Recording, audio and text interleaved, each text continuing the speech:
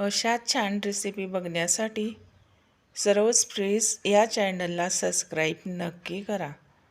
चला तर मग एक नवीन रेसिपीला इथं सुरुवात करूया. आज बनवायचा आहे रागीपासून हंडवा. त्याच्यासाठी लागणारं साहित्य काय काय आहे ते इथं आता आपल्याला बघून घ्यायचं आहे. खूप छान हंडवा आलेला आहे, मस्त आतून मऊ वरून असा कुरकुरीत असा हंडवा हा तयार मी केलेला आहे. खूप छान आहे, मस्त. बघा अशा पद्धतीने हा हंडवा इथं मी बनवलेला आहे.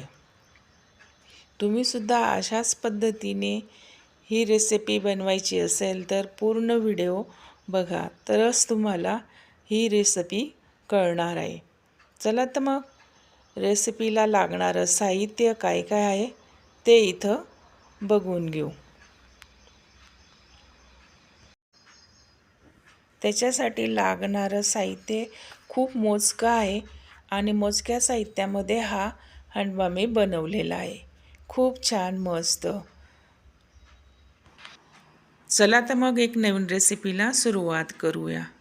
खूप छान हंडवा इथं आलेला आहे, मस्तपैकी. तुम्हीसुद्धा अशाच पद्धतीने ही रेसिपी करू शकतात. खूप सोपी पद्धत आहे. त्याच्यासाठी लागणारं साहित्य इथं आता आपण बघून घेऊ.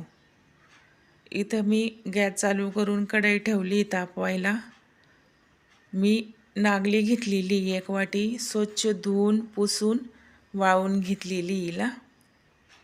आता कढईमध्ये टाकून ह्या नागलीला आपल्याला भाजून घ्यायचं आहे. अशा पद्धतीने ही नागली इथं भाजून झालेली आहे. बघा, भाजली की असे लाया फुटतात त्या नागलीच्या, तर समजायचं भाजली गेलेली. नागली अशी हलकी असते, लवकर भाजली जाते. इथं मी 1 वाटी मुगाची डाळ घेतलेली आहे. हिला व्यवस्थित पुसून घेतलेली आहे. आता भाजून घेऊ.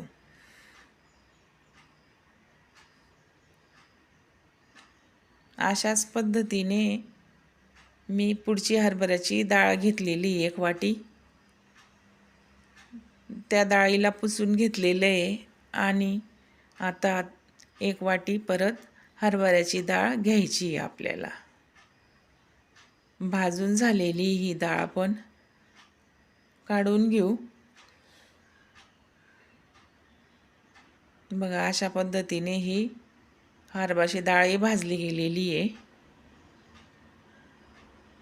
1 वाटी तांदूळ घेतलेले आहेत. हेही स्वच्छ पुसून घेतलेले आहेत आणि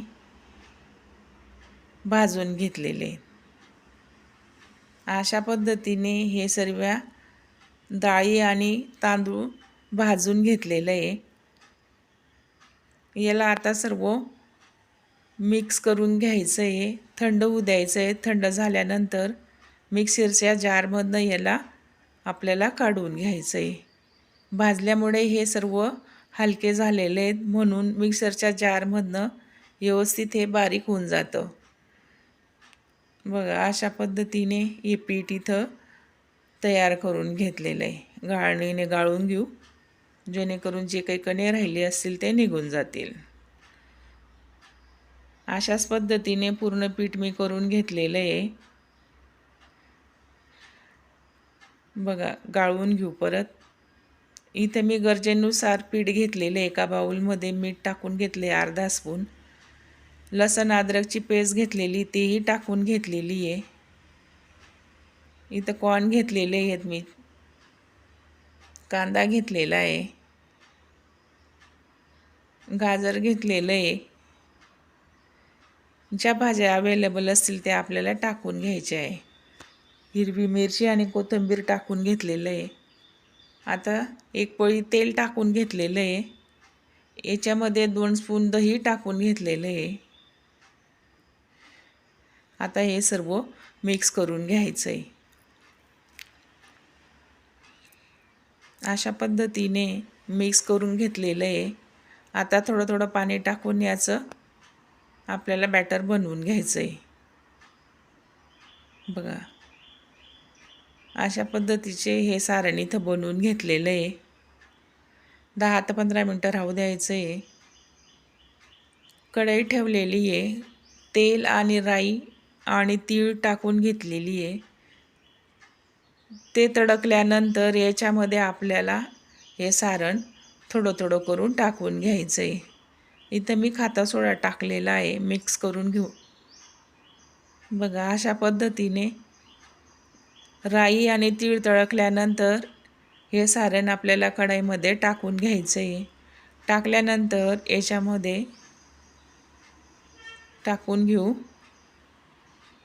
आता वरून झाकण ठेवू. 10 ते 15 मिनटात एक हांडवा तयार होतो. बघा अशा पद्धतीने आता आलटीपलटी करत राहायचं आहे. बघा किती छान आलेला आहे हांडवा. कलरही खूप मस्त आलेला आहे. आता इथं हांडवा तयार करून झालेला आहे. एका डिशमध्ये हे आपण काढून घ्यायचं आहे. बघा किती छान आलेला आहे. वरून असा कुरकुरीत आलेला आहे. आतून मऊ सॉफ्ट आलेला आहे मस्त. अशाच पद्धतीने मी सर्व हांडवे इथं बनवून घेणार आहे. पुढचाही त्याच पद्धतीने हांडवा मी इथं बनवून घेतलेला आहे. तेल टाकून घेतलेलं आहे. तीळ टाकून घेतलेली आहे. तडकू द्यायचं आहे. तडकल्यानंतर परत हे बॅटर आपण कढईमध्ये टाकून घ्यायचं आहे. टाकल्यानंतर वरून याच्यावर झाकण ठेवून घ्यायचं आहे. अशा पद्धतीने हाही हांडवा इथं मी तयार करून घेतलेला आहे. आलटीपलटी करत राहायचं आहे. बघा खूप छान जाळी पण आलेली आहे मस्त. कलर तर खूपच छान आलेला आहे. खायला पण छान लागतो. बघा अशाच पद्धतीने तुम्ही हांडवा बनवून घ्या. खूप सोपी रेसिपी आहे. परत तुम्हाला आठवण करून देते, अशाच छान रेसिपी बघण्यासाठी सरोज फीस्ट या चॅनलला सबस्क्राईब, लाईक, शेअर, कमेंट करायला विसरू नका. ज्या साहित्यापासून आपण हा हांडवा बनवलेला आहे या पिठाला आपण महिना 2 महिने राहू शकतो. एका बंद बरणीमध्ये हे पीठ ठेवलं तर व्यवस्थित राहतं. अशा पद्धतीने तुम्ही हांडवा किंवा आप्पे किंवा डोसा असं या पिठापासून बनवू शकतात. खूप छान मस्त. अशाच पद्धतीने तुम्ही ही रेसिपी पूर्ण फॉलो करा. तुम्हाला नक्की जमेल. बघा लहानांपासून तर मोठ्यांपर्यंत आवडणारा हांडवा खूप छान. त्याचा कलरही खूप छान आलेला आहे. बघा अशाच पद्धतीने तुम्ही ही रेसिपी पूर्ण फॉलो करा. तुम्हाला नक्की जमेल. साहित्य योग्य प्रमाणे घेतलं तर रेसिपी बी छान बनते. त्याचं समाधानही आपल्याला मिळतं. म्हणून साहित्य अगदी अचूक प्रमाणे घ्यायचं आहे. जसं की 1 वाटी नागली, 1 वाटी मुगाची डाळ, 1 वाटी हरभऱ्याची डाळ, 1 वाटी तांदूळ असं हे योग्य प्रमाण आहे. एवढ्याच प्रमाणात तुम्ही ही रेसिपी बनवा. नक्की जमेल तुम्हाला. भेटूया अशाच छानपैकी पुढच्या रेसिपीमध्ये. मस्त खूप छान रेसिपी आलेली आहे. रेसिपी कशी झालेली हे कमेंटमध्ये मला नक्की सांगा. लाईक, शेअर, कमेंट करायला विसरू नका.